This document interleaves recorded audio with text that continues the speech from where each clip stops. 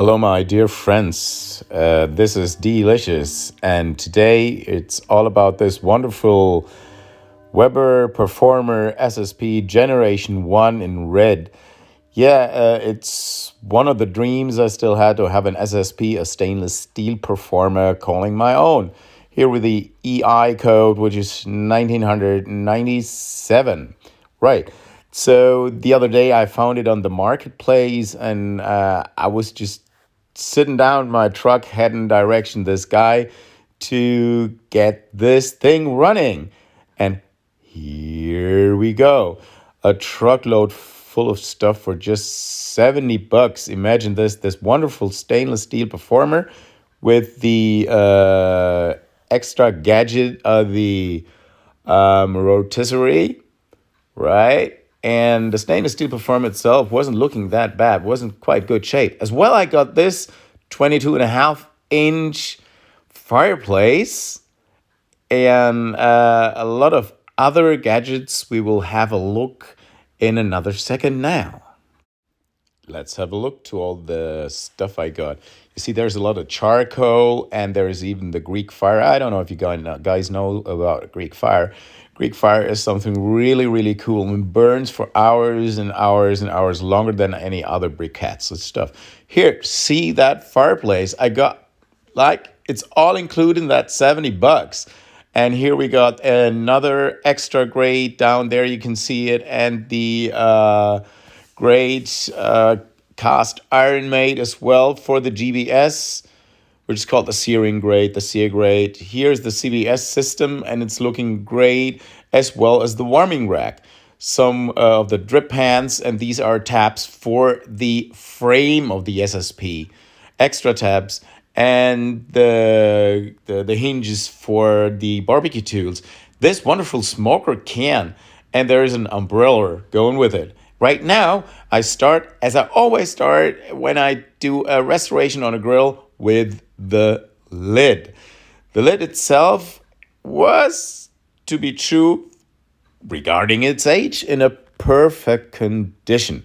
Now in here, it's at first to get this little handles off, the handle from the damper. It's a little bit tricky to get it off from there, so don't dent your damper when you do that. You need to do that very carefully. I was lucky enough to get it off without any damage to its damper. So, cool enough. Next thing we need to do is getting off the top grip. That's a Phillips screw in there. Just unscrew it and get that little thingy out of there to release the lower part of the handle, and then get the upper part of the metal bar it is attached to. As you can see, these handles are quite greasy. There's quite a lot of dirt inside, but I mean, come on, after so many years, this is quite, I think that's 25 years right now, 25, 26 years now. It's still pretty clean and neat. All right, now this is the thermometer, and this thermometer is a really cool thing because you can just take it out there and stick it into your meat. So you have two options with that thermometer lately. You can check the core temperature and see the temperature right in the cooker box. Right, now we're looking at the thermometer mount assembly, and beneath that thermometer mount, there's a lot of grease and dirt, as well as the little rivet here of the damper is a little bit rusty. And here we already start to clean the inside of the lid. I use a special degreaser here, what works really nice. While it's working, we're taking care of the thermometer mount assembly, and I spray that inside as well. That was some grease as well. And now let's take care for the handles while the degreaser is doing its work to the lid and to the thermometer mount. So as you can see here, it's pretty cool, the cleaning process. I'm using soap water, regular soap water, and a brush to brush the dirt off, and it comes off quite cool. So see the dirt version in regard to the clean version, it's way better. Now, since the handle and that little handle of the damper are clean, we can continue on cleaning the rest. So now we have the thermometer mount here, and it's inside, it's clean now. All that grease and dirt went off, and I'm using a steel wool 00 for the first step. With that steel wool, I'm just brushing off that mount with quite a lot of pressure. And after that, it looks like this. This is just right after it. And then as next, I'm using a next steel wool called steel wool quadruple 0. And with that one, I just do sort of a polish to it.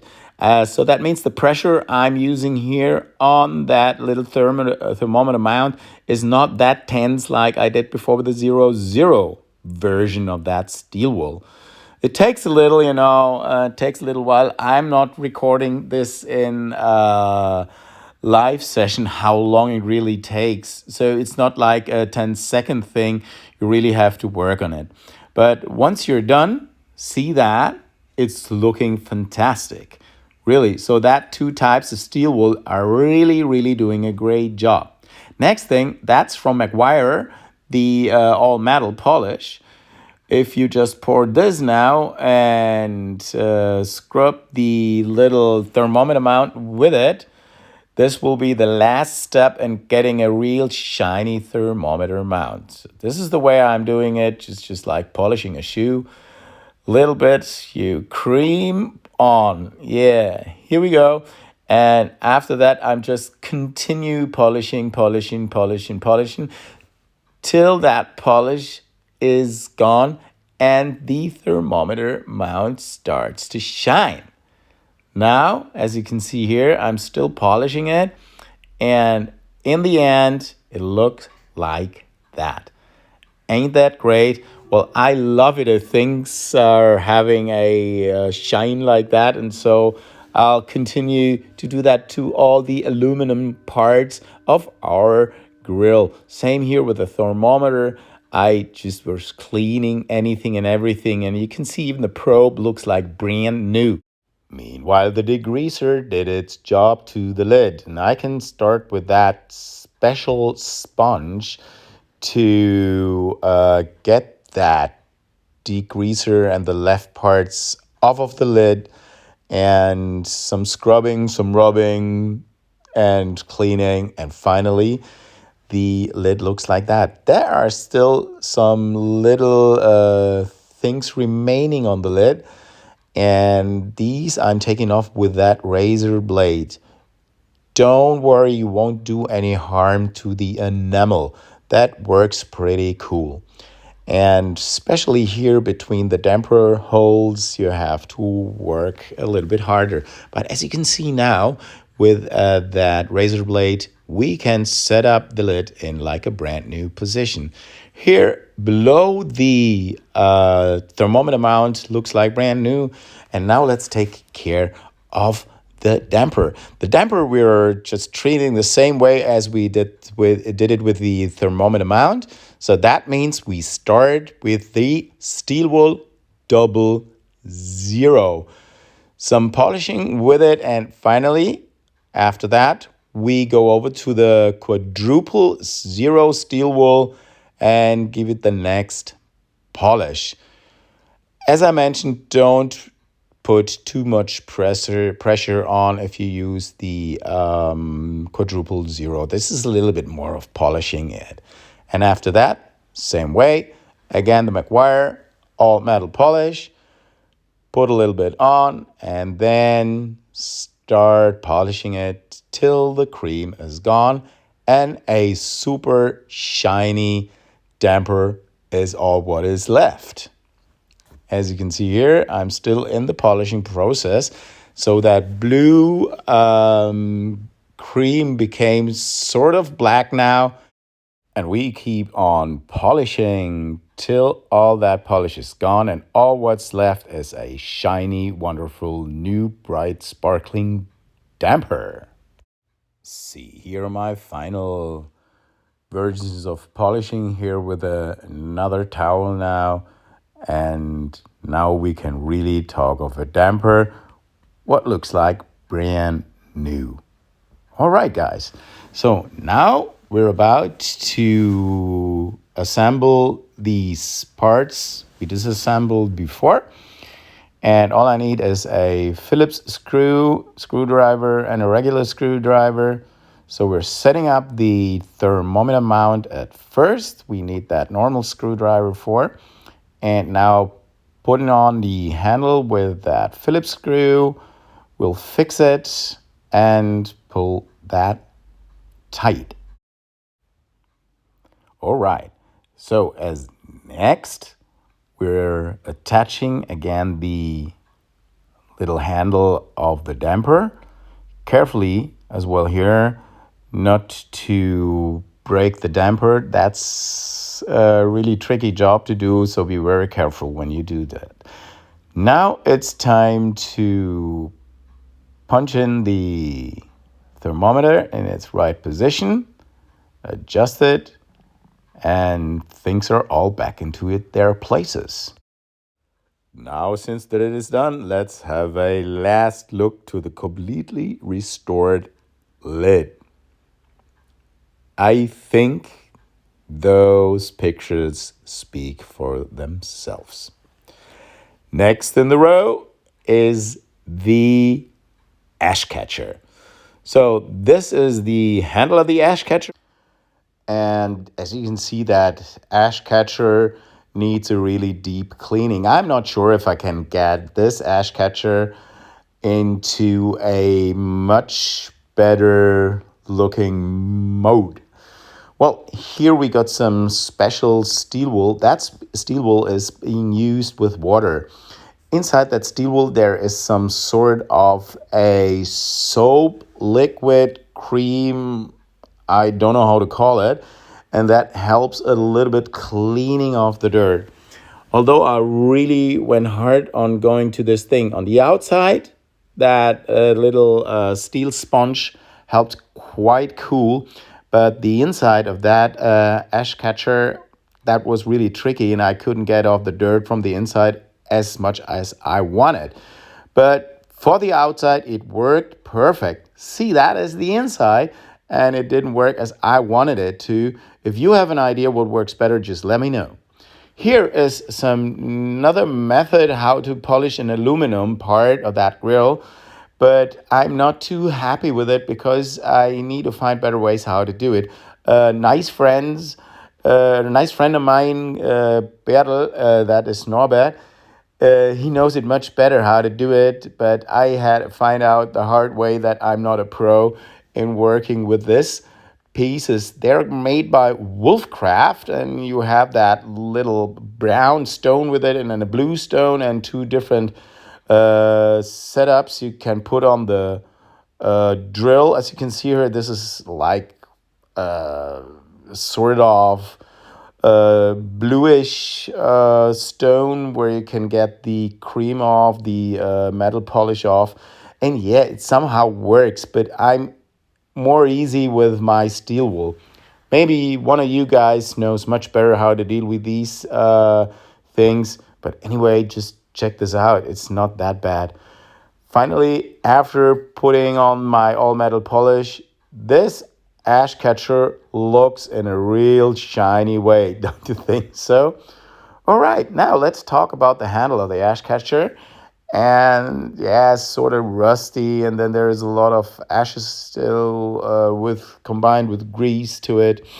And so I just put my drill here upside down into the vise, and now I can easily work with that steel brush I put on the drill, and this works really, really cool. Now have a look how this handle is looking right now. You remember how it was looking before? I'm really satisfied with that outcome. Check it out. And after that, of course, I'm doing some polish with my steel wool, the 00 and the 000, of course, to it. And last but not least, I even used the all metal polish to the handle of the ash catcher. And the ash catcher came out lately like brand new. I'm really happy that this went so cool. Now, after reassembling everything, doesn't this ash catcher really look cool? Now, let's take over to the char bin lid and its handle. The handle looks quite greasy, doesn't it? All right, now two Phillips screws hold this handle. The first thing we are, of course, are going to do is disassemble this thing and give it a nice and decent cleaning with the degreaser. And I have some stainless steel polish here for the charbon lid, and same is working also for degreasing processes. And so we are just bathing the handle in a little bath here and are cleaning the lid. This works pretty fine. Now we're doing the same thing on the inside. On the inside, there was even a little bit more grease as on the outside. But in the end, it came out like that. All metal polish will be used here as well. And you will see that all metal polish is not only for aluminum, it works perfect, as you can see here, as well on stainless steel. Now, let's get this little handle of the charbin lid ready into action. So look at this. All the grease is gone. By using a brush, of course, that was the idea. And the little Phillips screws, they're looking like brand new. Now let's reassemble the hinge rod of the charbin lid. And in the next step, the handle of the charbon lid is put in its place. After all, great work. And now we're getting to the most trickiest job in all that restoration.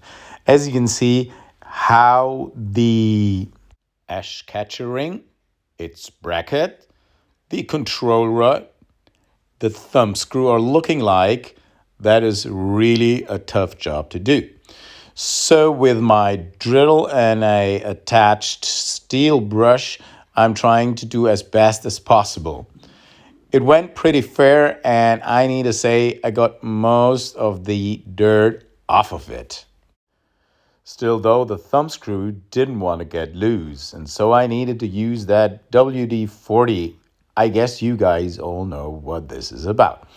So I sprayed it and let it set for a while, and then I need a tongue to just open it. And I was very, very careful with it, because you all know those thumb screws, they could break easily. They really can break easily. And so I was really, really lucky, like when after a short while, I realized that it came out great. See, it's here and it ain't broken. Yeah, here we go.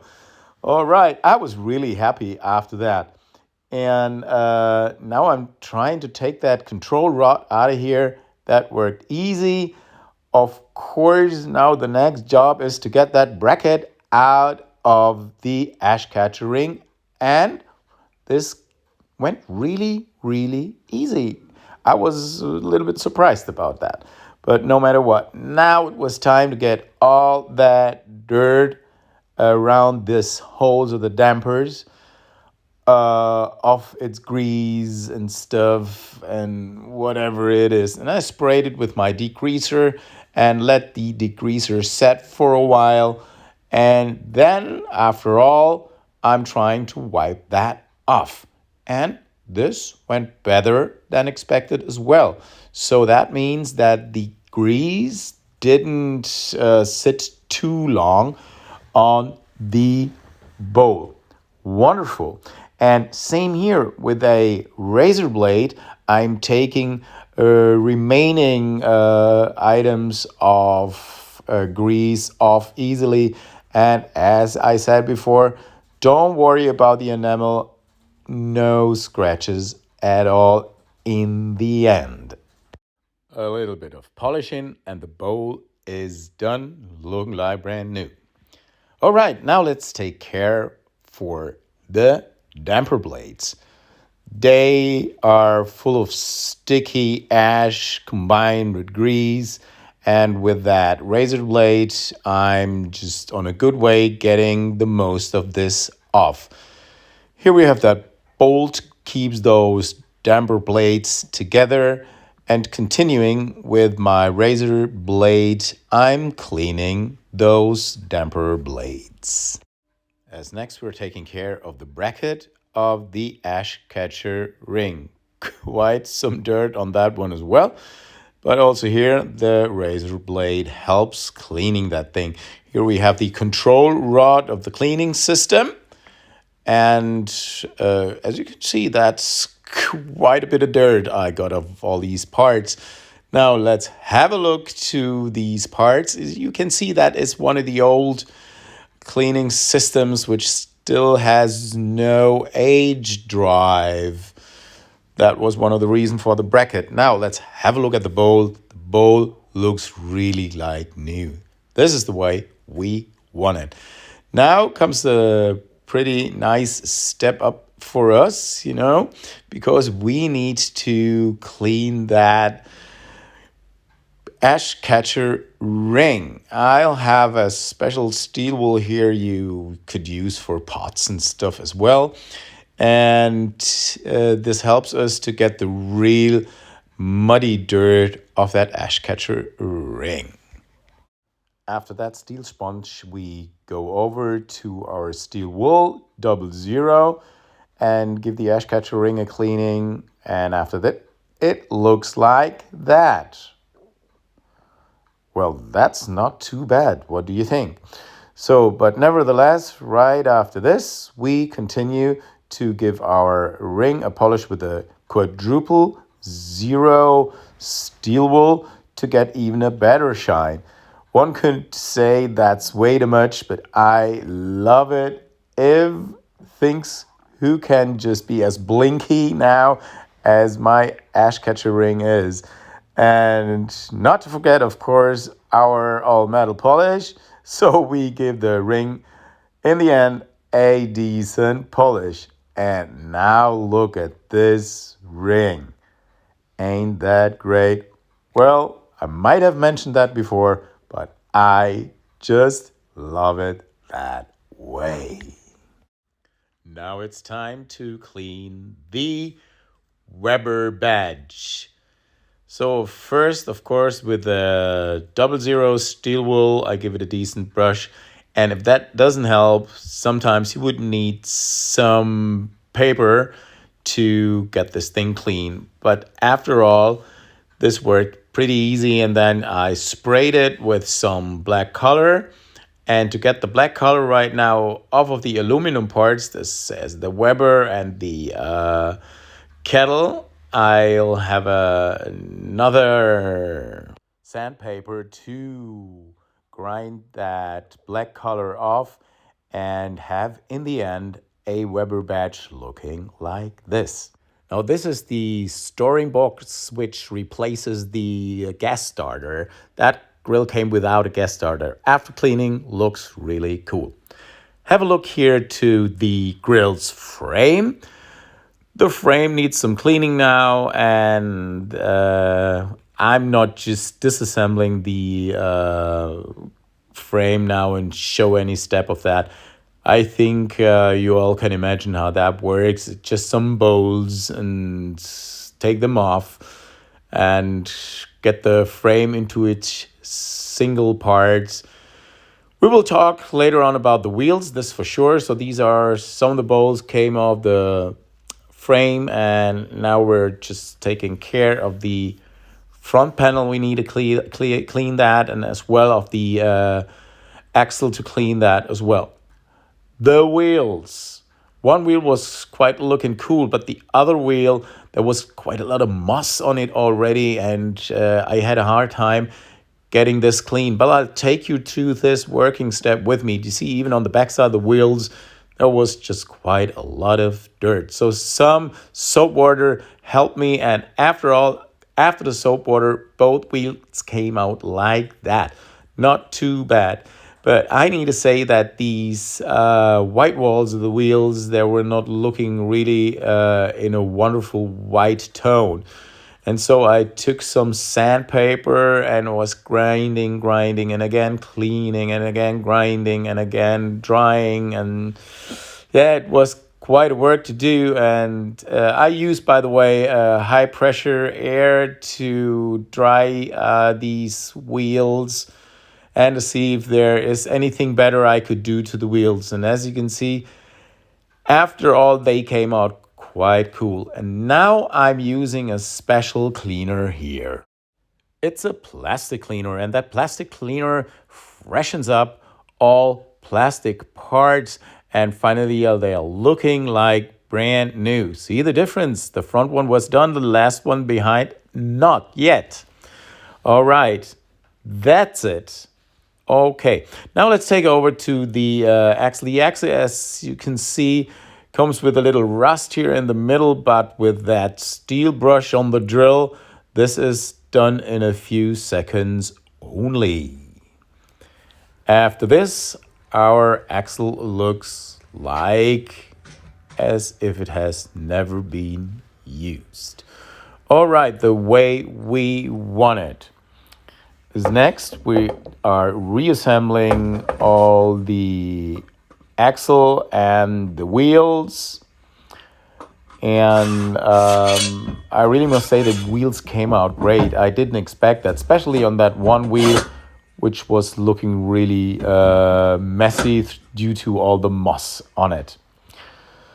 Next step is rearranging the cleaning kit, so those damper blades getting into their positions, pushing that bolt through. Normally in the new ones, that would be the H drive right now, but that old systems, they had a normal regular bolt.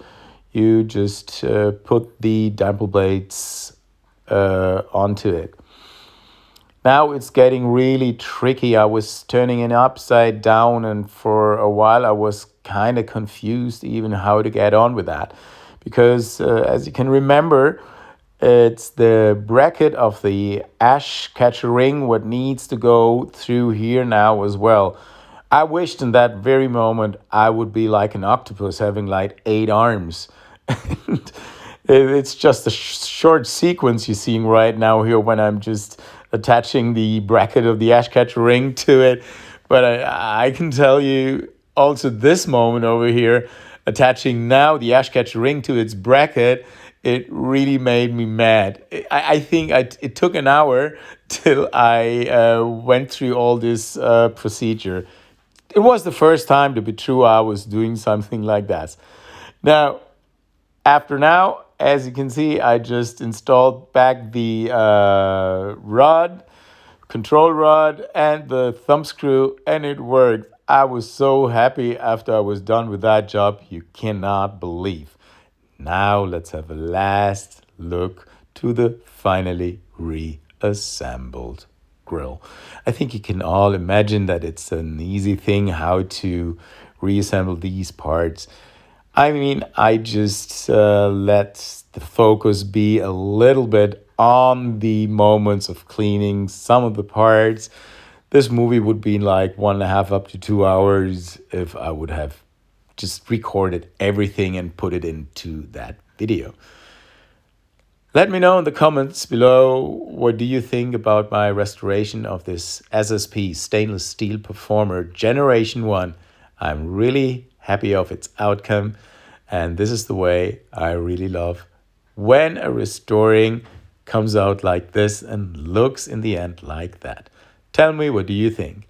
Hope to see you in the next video.